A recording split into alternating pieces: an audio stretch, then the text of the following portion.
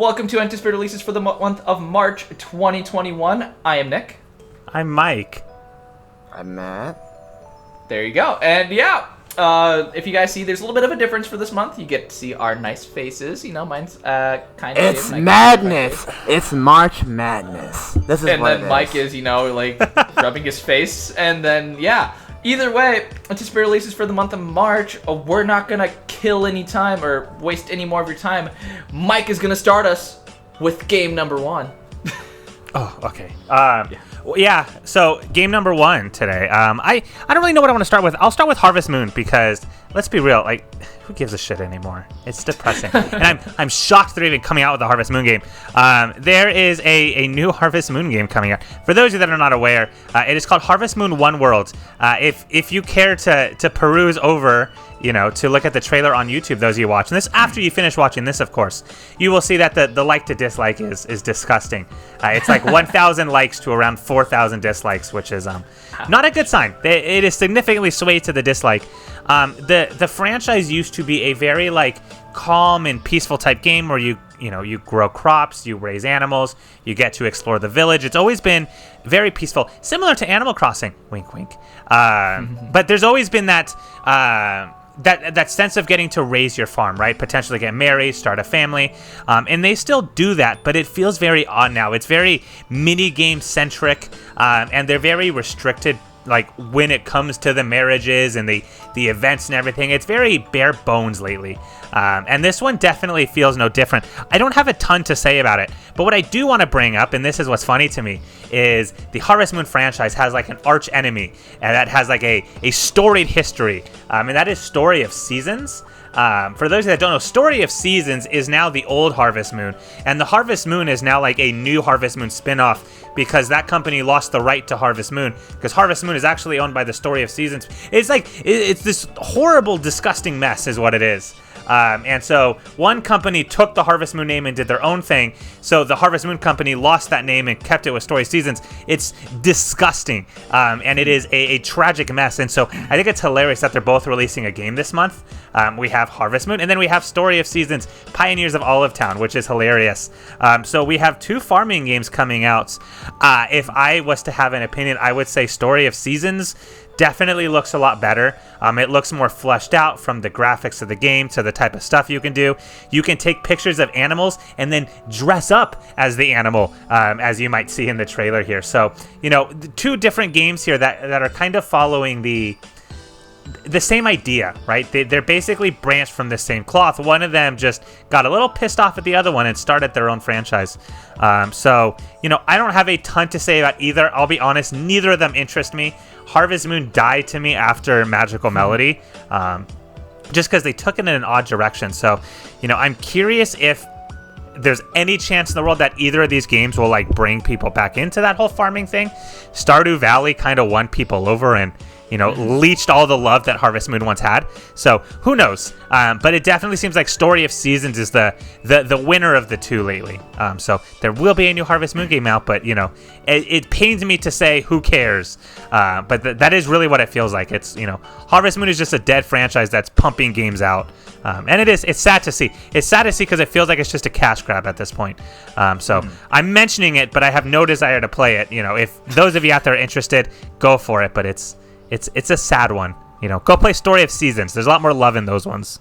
It's like when I mentioned that Fast and Furious Crossroads was happening. It's I don't really want to see it do well. I want to watch the train wreck, that's what I want to see.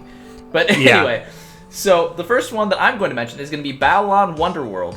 And so it's very interesting because we started looking at this game fairly recently, and we had a couple of quick reactions to the game in terms of how it looks, and it really looks kind of cool.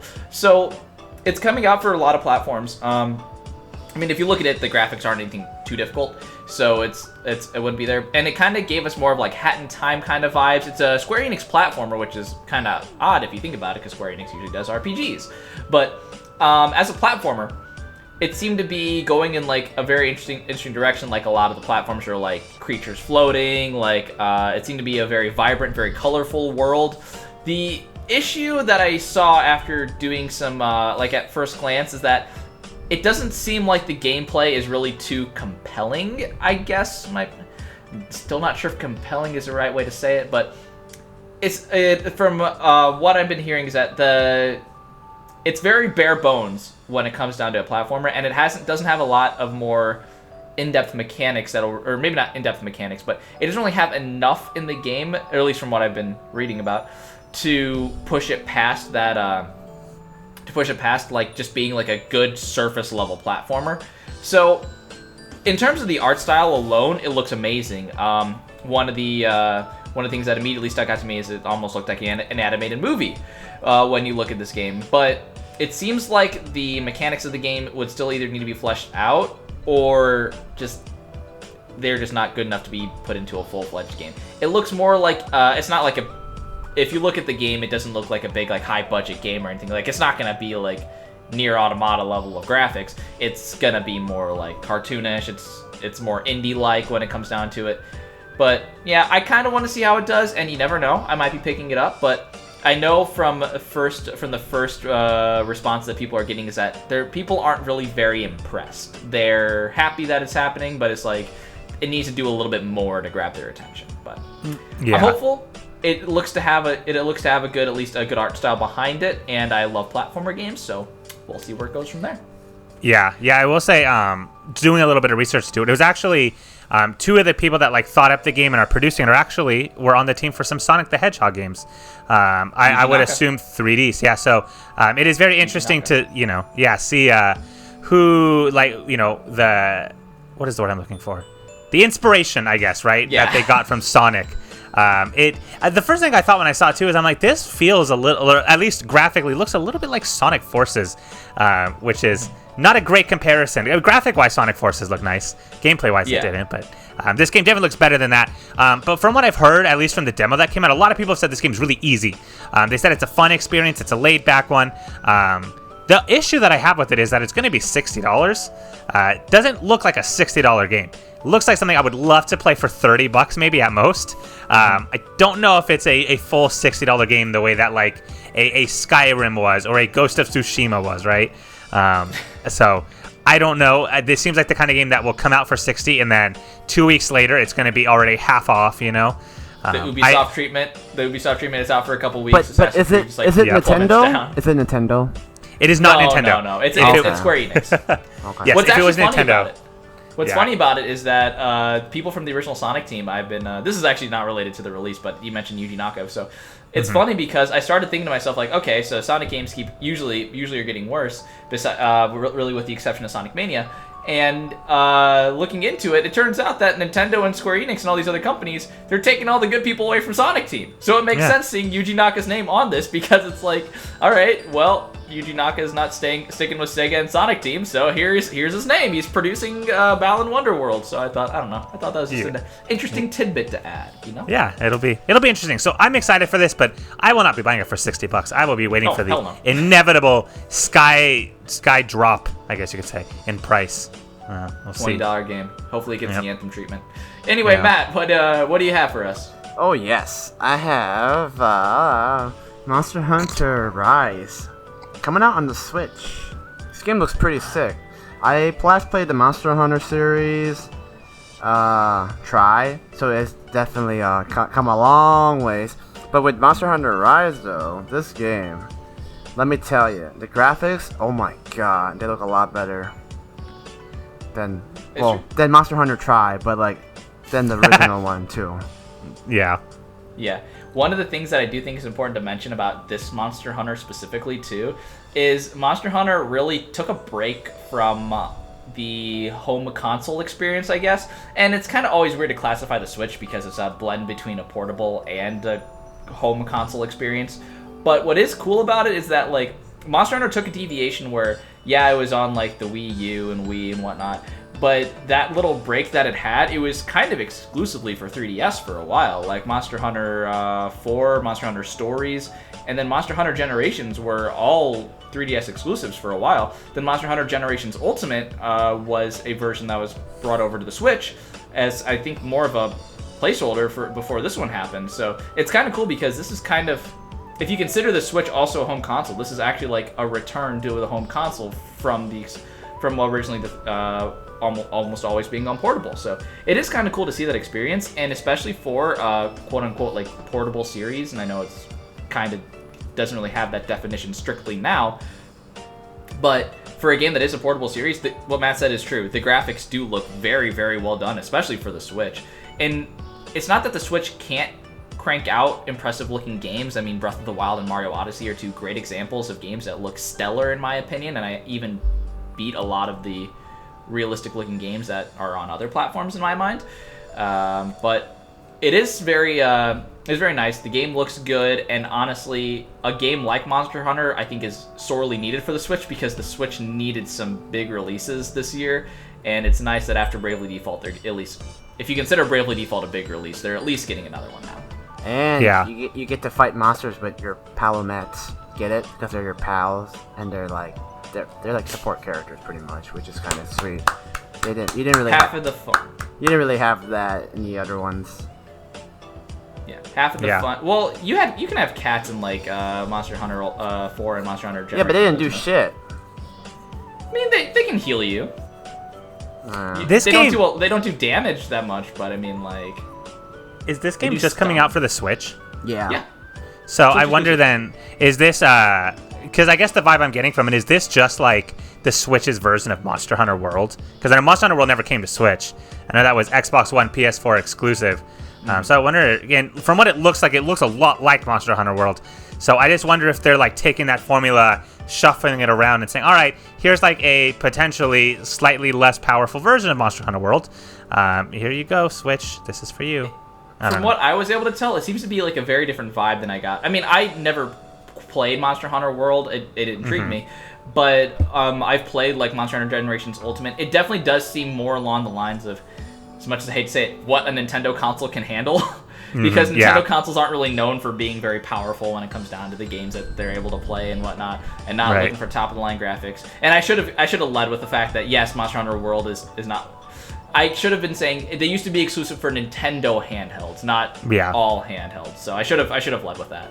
But it does seem to. I don't think it's like a downgraded version of World. If anything, it does seem to have like its own unique identity, because World and this one I feel like have given me different vibes just by like looking at the gameplay, which I think is a good thing, because I would hope that it doesn't try to like coast off the identity that World created and actually find its own. So yeah, I'm happy for it. It's gonna be fun. Fun times for sure. Absolutely. All right, so I'm going to jump into my second one. I don't have a ton to say on this one either. As you can probably tell, this is not like a huge month. So I'm going to keep this one short too. But it's a game I still want to talk about because it's very unique. And I love finding like very unique and artsy type games. This one is called Mond, I believe. It's Mundaun. If I'm pronouncing that wrong, whatever, I don't care. But so it's a horror game, but it is a hand-drawn, pencil-looking horror game. So if you look at the graphics of it, it is a black and white. Everything looks like it was drawn in pencil, because assumingly it was drawn pretty much with pencil. So it has that nice shading look. It has the coloring of a pencil-drawn picture, and it's essentially just a puzzle game. So you are a character that is going to the Swiss Alps trying to discover some secrets following the death of your grandfather. And so there's a lot of different things you can do. You have vehicles that you're going to drive. You have an area that you're going to explore. So it definitely, it doesn't seem like open world to me, at least the vibe that I got from it. It's not like you're going to be exploring this expansive place. It mostly just seems like you're going to go from location to location trying to solve different things, and trying to survive from some scary looking creatures. The game itself does not look like it is going to be high action paced. It does not come off as an Outlast or anything like that. It definitely feels like a psychological horror adventure where it's more you are isolated, you are alone. If you look through all the screenshots and video footage, there are really no people at all, and the very few people you see definitely do not seem like the people you want to be around. You'd probably rather be alone. So it seems like it draws less from the something's going to pop out and freak you out, and more from the despair feel, right? That kind of isolation. And I think that like pencil drawn look on it really, really helps with this. And I absolutely am a fan of any any developer or designer that is going to hand draw the game, that is absolutely just mind-blowing to me. And the game looks really, really awesome. Even if you have no interest in playing the game, I would definitely recommend you at least look up screenshots or videos of it just to kind of get the vibe of it. Because when you look at it, it's hard to appreciate the idea of what it is. But when you see pictures and images of it, it's cool. And it's cool to think that this company and these developers put that much time and effort into hand drawing a game and having it look just this incredible. I can only imagine the amount of time and effort that went into this. So, really cool looking. Compared to the style of Cuphead, then, is it similar to that? Because that's the only other hand-drawn game that I can think of off the top of my head recently. No, actually, and I think that's what's kind of cool about this, right? So Cuphead feels very original too, from what you've seen on it, and this one feels very unique too.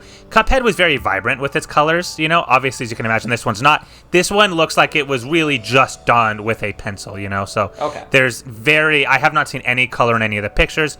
It looks like something, if you were very talented, of course I could never do this, you could just pick up a pencil and a sketchbook and draw out a lot of these scenes. You don't need anything else beyond that. So I would imagine it was made in a similar style in terms of the time it took and everything, but the fact that they turned it into like a 3D game and everything, that's impressive. So knowing nothing about the actual gameplay and story and all that outside of the little details, I'm already thoroughly impressed at the fact that anyone would take the time to hand draw a game. That is amazing to me. All right. Yeah. All right, so my next game, I'm just gonna mention... Oh wait, you forgot me. You got another one? You forgot me. Sorry, you're good. Go ahead.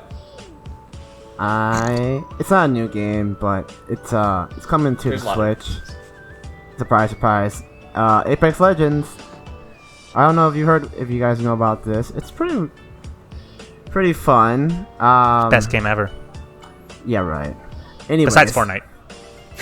Thank God you fixed yourself. No, wait, that's a funny way to say Call of Duty Warzone. Sorry, my bad. Yeah. PUBG, anyway. my bad.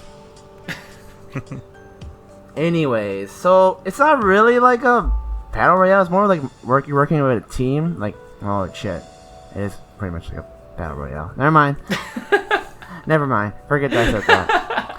Anyways, it'll be interesting to see how they switch it to the Switch because that's a good one, Matt. I just walked right into it. I don't know, but like, I'm not sure because like right now it's out for like PC, Xbox, and PlayStation, and those, and then I'm not sure how the Switch will be able to handle it. It's a different kind of. I'm sure it'll be fine, but you know what Nintendo with all their multiplayer issues.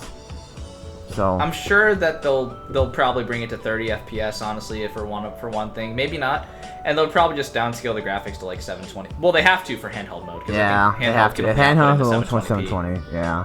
Yeah, it'll be interesting. It'll be nice you can though. do 1080. But you can play Apex on your. I think you can play on your phone. Let me see. You can play Fortnite on your phone. Yeah. I know that. I don't know about Apex.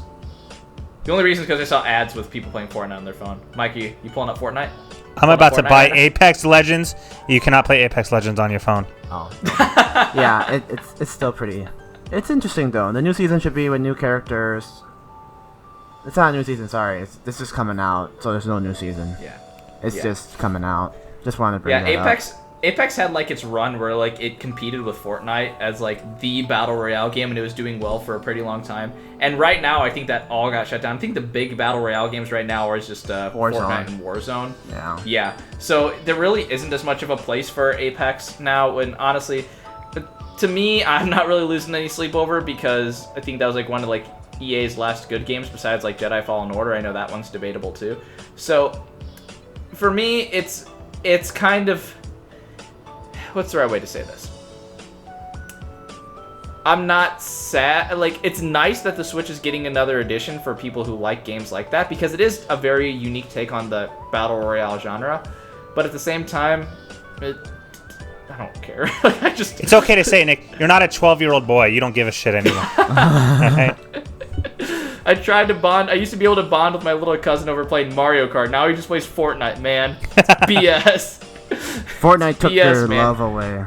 Isaac, if you ever see this, man, go back to playing Mario Kart Wii. That's the real guy's game. Yeah, he's telling you to stop playing baby games. That's what's happening. God damn it. I'm gatekeeping everybody right now. Anyway. All right, Speaking Nick, of gatekeeping, I'm going to be talking about a fighting game that's being ported over to You're the last the person. Xbox. All right, now's your turn to talk. Also, Matt, time out. Do you not remember the order before Nick goes? Nick, the first round, it was me, Nick, you. And then I went. So why were you complaining like he skipped you? You were supposed to go last anyway. It's not worth arguing. Just wanted to throw that out there. I want to argue. Carry on. No, shut up. Carry on. I can mute Matt, Nick. You can go. God damn it. Anyway, no, but speaking of gatekeeping, though, one of the really good gatekeeping communities is fighting games, and I'm going to be talking about Samurai Showdown getting ported over to Xbox Series S and X because they're whatever those are called, because those are normal names for consoles. Anyway, I forgot what they were already. So Samurai Showdown is actually kind of unique when it comes down to fighting games. For me, especially when judging a fighting game critically, one of the things that I really look for, personally, is how it can really teach its players how to come up, how quickly they can come from the quote-unquote button masher player up to playing with, say, purposeful intentions, where they know what they're doing, they understand the game, and they're pretty much knowing what they're doing. Most people, when they're playing a fighting game, it's not really about that. They just want to fuck around and play with friends, and that's fine. But one of the things that when I look at a fighting game critically, that's what I look at. And one of the reasons I bring that up with Samurai Showdown is I think this game actually does a pretty good job with that. Obviously not to the extent that like Guilty Gear does, because Guilty Gear I would say is like the gold standard when it comes to say like tutorials and teaching mechanics and actually getting its players like up to the level that they need to be to be able to like really take matches, I guess. But one of the cool things about the Samurai Showdown series is the fact that first of all, the series has been around for a while. It's kept getting like updated and remade and whatnot. I don't know if they're technically ports or not, but I mean, they're all kind of like called Samurai Showdown. But what's good about it is the fact that they have a very good risk-reward system where you have, say, like a light, heavy, a medium, and heavy attack. But the issue with Samurai Showdown as well is that you don't just get like lightly punished if you like whiff a heavy attack. You get punished hard. And the reason I like that is because you can't button mash your way through that. If you're randomly throwing out a heavy attack and then your opponent does a heavy attack after you whiff, and then you'll lose like 70% of your health bar, I think personally that is a good way to teach somebody that you can't just be throwing out a move to be able to like, I don't know, to take a match. So it really does discourage that kind of, I'm just gonna press whatever button and try to find the right one. It does kind of discourage that kind of experience.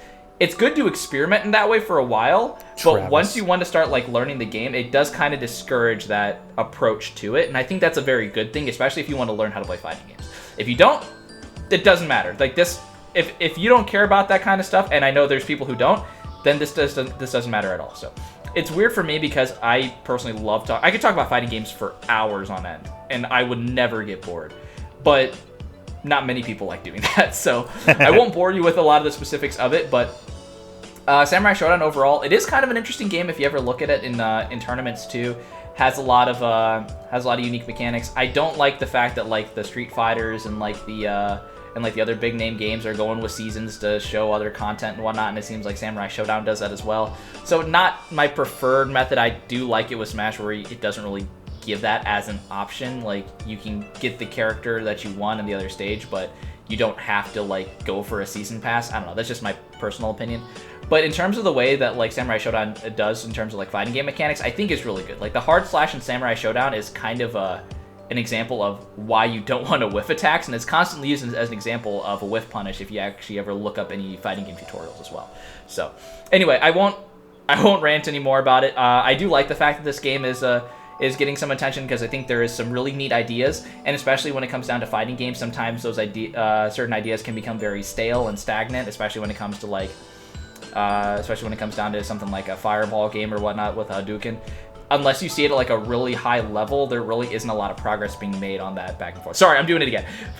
Anyway, it's very cool to see that this fighting game series getting this port. I hope it does. I do hope it does well. This isn't a very big name fighting game series, which is why I wanted to mention it. Fighting game communities like this game, Rivals of Ether and whatnot, I think do go underappreciated. So I just wanted to shed some light on it. So. Anyway, and I know, Mike, you have some game series that you have. I think it begins with a Y. It does. So I just wanted to throw these out really quickly because they're re-releases, and I don't give like a shit about re-releases. But there's like literally, I think in the past couple of years, this has become one of, if not like my favorite gaming franchise, literally of all time. I love these games to death. So there's 2 Yakuza games coming out this month. Yakuza Like a Dragon and Yakuza 6 Song of Life. They are both fantastic games. Like I said, the Yakuza Like a Dragon is the new one. It is a like turn-based combat game, so it is very different from the previous ones.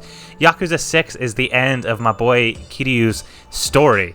At least the ones where you like play as him, or so they say. Who knows? They're probably going to go back at some point because that's what video game companies do. But as far as they say, that is like the swan song of him, and so it is just such a phenomenal franchise. And so those are the later ones. Definitely start with earlier ones, but I just wanted to use those 2 as an opportunity to plug this franchise again because I want to do that every opportunity I get. It is awesome.